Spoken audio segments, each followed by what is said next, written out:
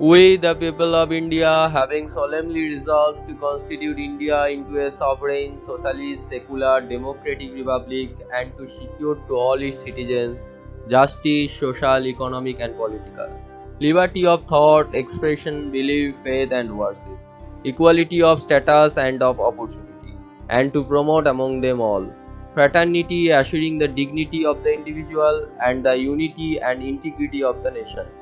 In our Constituent Assembly, this 26th day of November 1949, do hereby adopt, enact, and give to ourselves this Constitution.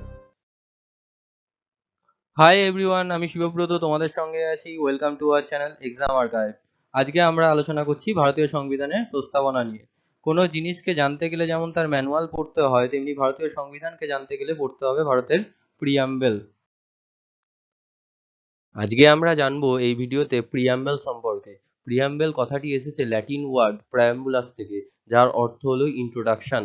প্রতিটি act বা legislation তার introductory স্টেটমেন্টই হলো preamble, যেটি describe করে তার purpose, philosophy, uses, ideas and aspiration, principles and objective সম্পর্কে। দেখো, প্রিয়াম্বেলকে সংবিধানে কি সুন্দরভাবে ডেসক্রাইব করা হয়েছে। Summary or essence of the constitution, মানে কনস্টিটিউশনের সারসংক্ষেপ। Identity card of the constitution বলেছেন এনে পালকিওয়ালা। আইডেন্টিটি কার্ড মানে যেটা কোনো ব্যক্তি বা ব্যক্তির পরিচয় দেয়, তাহলে এখানে আইডেন্টিটি কার্ডকে প্রিয়াম্বেল, যেটা কিনা কনস্টিটিউশনের পরিচয় দেয়। হু ড্রাফটেড দ্য প্রিয়াম্বেল? পণ্ডিত নেহরু। দেখো, 13 ডিসেম্বর 1946-এ প্রথম অবজেক্টিভ রেজুলেশন কনস্টিটিউয়েন্ট অ্যাসেম্বলিতে তোলা হয় বা মুভ করা হয়। অবজেক্টিভ রেজুলেশন কি না, ভারতের কনস্টিটিউশন কেমন হবে, তার প্রকৃতি কেমন হবে, সিটিজেনরা কি ধরনের ফান্ডামেন্টাল রাইটস পাবে, তাদের লিবার্টি কেমন হবে, সে সম্পর্কে একটি ড্রাফট তৈরি করেছিলেন বা খসড়া তৈরি করেছিলেন জওহরলাল নেহরু। সেটাই হচ্ছে অবজেক্টিভ রেজুলেশন। 22 জানুয়ারি 1947 এটি কনস্টিটিউয়েন্ট অ্যাসেম্বলিতে গৃহীত হয়। এরপরে দেখো আমেরিকার কনস্টিটিউশন, যার প্রস্তাবনায় বলা হচ্ছে we the people of the United states. দেখো, এই যে উই দ্য পিপল, আমাদের ভারতের সংবিধানের যে প্রস্তাবনা সেখানেও শুরুটা হচ্ছে উই দ্য পিপল। এই উই দ্য পিপলের ধারণা থেকেই কিন্তু ভারতীয় সংবিধানের প্রস্তাবনার ধারণা নেওয়া হয়েছে। এরপরে আমরা জানবো ইনগ্রেডিয়েন্টস অফ দ্য প্রিয়াম্বেল সম্পর্কে, মানে প্রিয়াম্বেলের উপকরণ কি। Source, we the people, nature of Indian state, sovereign, secular, socialist, democratic and republic. দেখো, এখানে যে পাঁচটা টার্ম, সেটা কি, সভরেইন মানে হচ্ছে সার্বভৌম, সেকুলার মানে হচ্ছে ধর্মনিরপেক্ষ, সোশ্যালিস্ট মানে হচ্ছে সমাজতান্ত্রিক, ডেমোক্রেটিক মানে হচ্ছে গণতান্ত্রিক, আর রিপাবলিক হচ্ছে প্রজাতন্ত্র। অবজেক্টিভ অফ দ্য কনস্টিটিউশন কি, কনস্টিটিউশনের অবজেক্টিভ কি, জাস্টিস, লিবার্টি, ইকুয়ালিটি আর ফ্র্যাটার্নিটি। জাস্টিস মানে হচ্ছে বিচার, লিবার্টি মানে হচ্ছে স্বাধীনতা, ইকুয়ালিটি মানে সাম্য, আর ফ্র্যাটার্নিটি মানে হচ্ছে ভ্রাতৃত্ববোধ। ডেট অফ অ্যাডাপশন কি, 26 নভেম্বর 1949, মানে যেদিন সংবিধান সাথে সাথে প্রস্তাবনাও গৃহীত হয়েছিল। এরপর আমরা দেখে নেব সংবিধানের কি ওয়ার্ড কোনগুলো। প্রথমেই দেখা আছে সভরেইন বা সার্বভৌম। কথাটির অর্থ হলো ভারত অভ্যন্তরীণ এবং বহিঃ ব্যাপারে সকল বৈদেশিক নিয়ন্ত্রণ থেকে মুক্ত। সার্বভৌমতা বলতে রাষ্ট্রের চূড়ান্ত ক্ষমতাকে বোঝায়। এর দুটো দিক আছে, আভ্যন্তরীণ আর বাহ্যিক। এই দুই ব্যাপারেই কিন্তু ভারতবর্ষ স্বাধীন, কোনো বাহ্যিক শক্তি এই ব্যাপারে কোনোভাবেই ইন্টারফেয়ার করতে পারবে না। দ্বিতীয় কথাটা হচ্ছে সোশ্যালিস্ট। সোশ্যালিস্ট কথাটার মানে হচ্ছে সমাজতন্ত্র। দেখো, একটা ডিফারেন্ট ব্র্যান্ড অফ সোশ্যালিজম এখানে দেখা যাচ্ছে, যেটাকে বলা হচ্ছে ডেমোক্রেটিক সোশ্যালিজম। আমাদের কিন্তু এখানে কমিউনিস্টিক সোশ্যালিজম দেখা যায় না, বা যেটাকে স্টেট সোশ্যালিজম বলে। সেখানে হচ্ছে সমস্ত প্রোডাক্টই কিন্তু ন্যাশনালাইজেশন করা হয়, মানে সমস্ত রিসোর্স হচ্ছে গভর্নমেন্টের আন্ডারে থাকে। সেই ধরনের সোশ্যালিস্টিক প্যাটার্ন কিন্তু আমাদের এখানে দেখা যায় না। আমাদের এখানে মিক্সড ইকোনমি দেখা যায়, যেখানে প্রাইভেট এবং পাবলিক দুটো পার্টনারশিপই কিন্তু একসাথে থাকে। আর দ্বিতীয় কথা কি না, আমাদের যে সোশ্যালিজমের ধারণা প্রকাশ করা হয়েছে, মানে যে ডেমোক্রেটিক সোশ্যালিজমের কথা বলা হয়েছে, তার উদ্দেশ্য হচ্ছে end poverty, ignorance, disease and inequality of opportunity. একে মার্কসিজম এবং গান্ধীজমের একটা মিশ্রণ মিশ্রণ বলা যেতে পারে এই ধরনের সোশ্যালিজমকে, যেটা heavily lean towards heavily Gandhian socialism. Okay, এরপরে দেখো সেকুলার। সেকুলার মানে জানো ধর্মনিরপেক্ষ। সংবিধানে 42তম সংবিধান সংশোধনের মাধ্যমে 1976 সালে এই সেকুলার কনসেপ্টটাও অ্যাড করা হয়েছে। মূল প্রস্তাবনায় কিন্তু এটা ছিল না। তাহলে এখানে আমাদের তার বদলে সংবিধান রচনাকারীরা কি করেছিলেন না, আর্টিকেল 25 থেকে 28 এর মধ্যে ফান্ডামেন্টাল রাইটের সাথে ফ্রিডম অফ রিলিজিয়ান দিয়েছিলেন, যেখানে একটা পজিটিভ কনসেপ্ট আর সেকুলারিজমের ধারণা এসছে আমাদের। সেটা কি না, স্টেটের নিজস্ব কোনো তো ধর্ম নেই, কিন্তু স্টেট কোনো রকম ধর্মের প্রতি পক্ষপাতিত্ব করবে না, এবং সেক্ষেত্রে তারা সকল ধর্মের প্রমোট করতে সাহায্য করবে, সকল ধর্মকেই প্রমোট করবে, এবং যে কোনো ইন্ডিভিজুয়াল সে তার নিজস্ব ধর্ম প্র্যাকটিস, প্রফেস এবং প্রপাগেট করতে পারবে।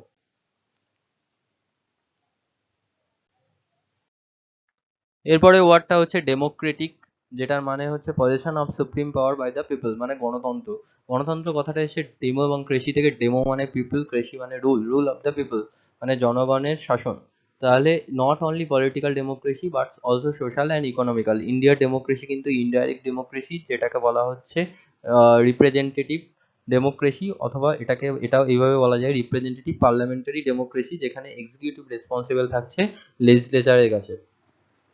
ডেমোক্রেসি মানে কি না, এখানে ফ্রি, ফেয়ার আর পিরিয়ডিক ইলেকশন হবে, মানে ফ্রি, ফেয়ার এবং পিরিয়ডিক, মানে একটা নির্দিষ্ট সময় অন্তর ভোট হবে, এবং ইউনিভার্সাল অ্যাডাল্ট সাফরাইজ মানে 18 বছর বয়স হয়ে গেলে যে কেউ ভোটদানে ভোট ভোট দিতে পারবে, এবং সে তার পছন্দ মতো কাউকে ডাইরেক্টলি অর ইনডাইরেক্টলি ইলেক্ট করবে। এরপরে দেখো Republic, the head of the state is always elected directly or indirectly for a fixed period. তাই এখানে কি বলা হচ্ছে না, হেড অফ দ্য স্টেট মানে যে কান্ট্রির যে হেড হবে, রিয়াল হেডকে আমাদের prime minister, nominal head president, both are elected. Okay, not nominated by heredity. Heredity যদি হতো সেটা হচ্ছে মোনার্কি, মোনার্কির অপোজিট হচ্ছে রিপাবলিক বা প্রজাতন্ত্র, যেখানে হেড দ্য স্টেট হচ্ছে অলওয়েজ ইলেক্টেড হবে, কোনো বংশ পরম্পরায় আসবে না, মানে রাজার ছেলে কিন্তু রাজা হবে না। দেখো এখানে জাস্টিসের কথা বলা হয়েছে, জাস্টিস যেটা রাশিয়ান রেভলিউশন থেকে নেওয়া হয়েছিল টার্মটা। সোশ্যাল, ইকোনমিক এবং পলিটিক্যাল জাস্টিসের কথা কিন্তু আমাদের সংবিধানের প্রস্তাবনায় বলা আছে। সোশ্যাল জাস্টিস মানে বোঝায় যে কোনো কাস্ট, সেক্স, রিলিজিয়ন, কালার এইসবের ভিত্তিতে আলাদা কোনো মানুষকে আলাদা করা যাবে না, বা তাদের কোনোভাবে বঞ্চিত করা যাবে না। অ্যাকচুয়ালি কোনো কাউকে বিশেষ করে কোনো সুযোগ সুবিধা আলাদা করে দেওয়া যাবে না, শুধুমাত্র যারা ব্যাকওয়ার্ড ক্লাস আছে, এসসি, এসটি, ওবিসি, তাদের ইমপ্রুভমেন্ট করতে হবে। ইকোনমিক জাস্টিস বলতে এটাই বোঝায় যে ইকোনমিক ফ্যাক্টরের ভিত্তিতে কোনোভাবেই ইনইকুয়ালিটি করা যাবে না। সেক্ষেত্রে তিনটে প্যারামিটার আছে, সেটা হচ্ছে কি না, ওয়েলথ, ইনকাম আর প্রপার্টি, এই তিনটের বেসিসে কাউকে কোনোভাবে আলাদা করে ইনইকুয়ালিটি দেখানো যাবে না কারোর প্রতি।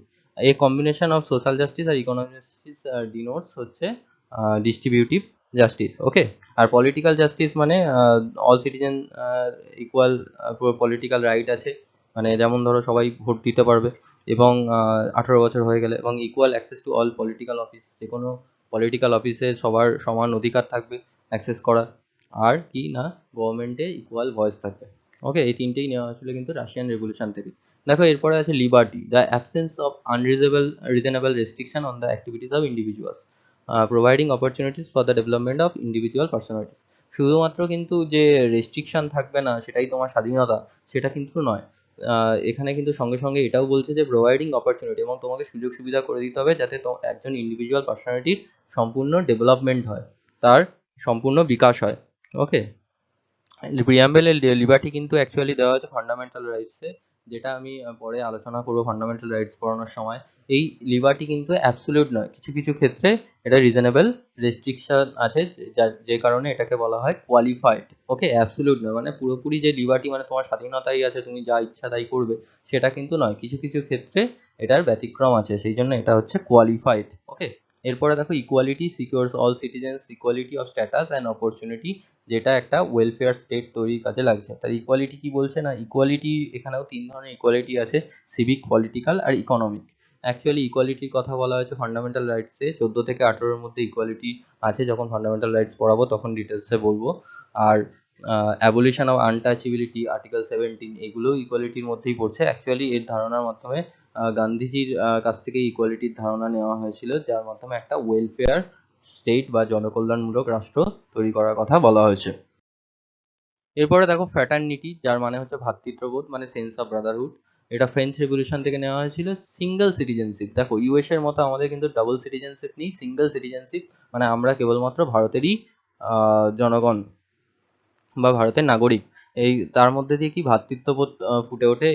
আমাদের ফ্র্যাটার্নিটি বা ভ্রাতৃত্ববোধ দুটো জিনিসকে অ্যাসিওর করে, সেটা হচ্ছে দ্য ডিগনিটি অফ ইন্ডিভিজুয়াল, মানে ইন্ডিভিজুয়ালের আত্মমর্যাদা, এবং the unity and integrity of nation, এবং একটা রাষ্ট্রের যে ইউনিটি, ঐক্যবদ্ধতাকে নিশ্চিত করে। এই ইন্টিগ্রিটি কথাটাও কিন্তু 1976 42তম অ্যামেন্ডমেন্টে অ্যাড করা হয়েছিল। ওকে, এরপরে আমরা জানবো প্রিয়াম্বেলের সিগনিফিকেন্স সম্পর্কে। প্রিয়াম্বেলের সিগনিফিকেন্স বলতে গেলে এটাই বলতে হয়, প্রিয়াম্বেল হচ্ছে কনস্টিটিউশনের বেসিক ফিলোসফি। এর মধ্যে কিছু ফান্ডামেন্টাল ভ্যালুস লুকিয়ে আছে, পলিটিক্যাল, মোরাল অ্যান্ড রিলিজিয়াস, রাজনৈতিক, ধর্মীয় কিছু ভ্যালুস এর মধ্যে কিন্তু লুকিয়ে আছে। এগুলোকে আমাদের ভালো করে জানতে হবে। প্রিয়াম্বেল যদি ঠিকমতো না বোঝা যায় তাহলে কিন্তু এগুলো জানা সম্ভব নয়। According to K.M. Munsey, the preamble is the horoscope of our sovereign democratic republic. The preamble is the most precious part of the constitution. It is the soul of the constitution. It is a key to the constitution. It is a jewel set in the constitution. খুব সুন্দর সুন্দর কিছু term use করেছেন পণ্ডিত ঠাকুরদাস ভার্গব। দেখো এখানে একটা important জিনিস বলা হয়েছে, is preamble is the part of the constitution, can it be amended, মানে প্রিয়াম্বেল কি কনস্টিটিউশনের অংশ, এটাকে কি সংশোধন করা সম্ভব। এক্ষেত্রে কিন্তু আমাদের একটা জিনিস জানতে হবে, সেটা হচ্ছে আর্টিকেল 368 এর মাধ্যমে কিন্তু পার্লামেন্টের ক্ষমতা আছে সংবিধানকে সংশোধন করার। এখানে দুটো ইম্পর্টেন্ট কেস হয়েছিল, সেই কেস দুটো সম্পর্কে আমাদের জানতে হবে। বেরুবাড়ি ইউনিয়ন কেস, যেখানে বলা হয়েছিল যে সুপ্রিম কোর্ট এই মর্মে রায় দিয়েছিল যে আর্টিকেল 368 এর মাধ্যমে পার্লামেন্ট কিন্তু অ্যামেন্ড করতে পারবে কনস্টিটিউশনকে, কিন্তু প্রিয়াম্বেল যেহেতু কনস্টিটিউশনের অংশ নয়, তাই প্রিয়াম্বেলকে অ্যামেন্ড করা যাবে না। কিন্তু পরবর্তীতে কেশবানন্দ ভারতী কেসে কিন্তু এই জাজমেন্টকে রিজেক্ট করে দিল সুপ্রিম কোর্ট। তারা একটা জিনিস মিস করে গেছিল, যেহেতু কনস্টিটিউশনকে কনস্টিটিউশনের মতো প্রিয়াম্বেলকেও অ্যাডপ্ট করা হয়েছিল, তাই প্রিয়াম্বেলও কিন্তু কনস্টিটিউশনেরই অংশ। Preamble is the part of the constitution, এবং সেই কারণে প্রিয়াম্বেলকেও অ্যামেন্ড করা যাবে। কিন্তু এক্ষেত্রে কিছু জিনিস বলা হয়েছিল যে বেসিক স্ট্রাকচার অফ দ্য কনস্টিটিউশনকে কোনো মতেই ভায়োলেট করা যাবে না। এই যে টার্মগুলো আমরা কি টার্মগুলো জেনেছিলাম, এগুলো কিন্তু বেসিক স্ট্রাকচারের মধ্যে পড়ে। ওকে, তো এই বেসিক স্ট্রাকচারগুলো কিন্তু অ্যামেন্ডমেন্ট করা যাবে না। একবার তো অলরেডি অ্যামেন্ড হয়েই গেছে 1976-এ 42তম অ্যামেন্ডমেন্টের মাধ্যমে, যার মধ্যে দিয়ে তিনটে ওয়ার্ড ইউজ করা হয়েছিল, সেকুলার, সোশ্যালিস্ট আর ইন্টিগ্রিটি।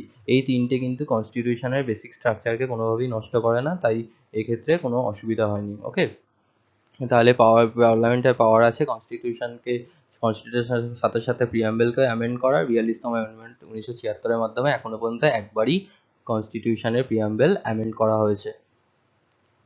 এই ভিডিওর মধ্যে দিয়ে আশা করি প্রিয়াম্বেল তোমাদের বোঝাতে পারলাম। যদি কিছু সমস্যা থাকে তাহলে অবশ্যই কমেন্ট বক্সে জানাও। আজকে এই পর্যন্তই, আবার দেখা হবে পরের ভিডিওয়ে। আমাদের সঙ্গে শেষ পর্যন্ত থাকার জন্য ধন্যবাদ। ভিডিওটি ভালো লেগে থাকলে লাইক, কমেন্ট এবং শেয়ার করো। নিয়মিত আপডেট পেতে সাবস্ক্রাইব করো আমাদের চ্যানেল এক্সাম আর্কাইভ।